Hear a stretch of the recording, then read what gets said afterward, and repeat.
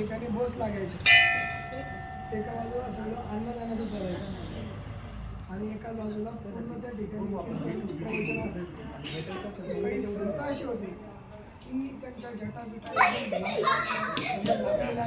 नाशिक काशीवरून आले. त्या सोबत एक संत असे होते की माईक चालू असताना जर मध्ये लाईट गेली, जर ते बंद झालं माईक, तर त्यांचं त्या ठिकाणी प्रवचन बंद व्हायचं. म्हणजे पुन्हा ते प्रवचन सुरू करत होते.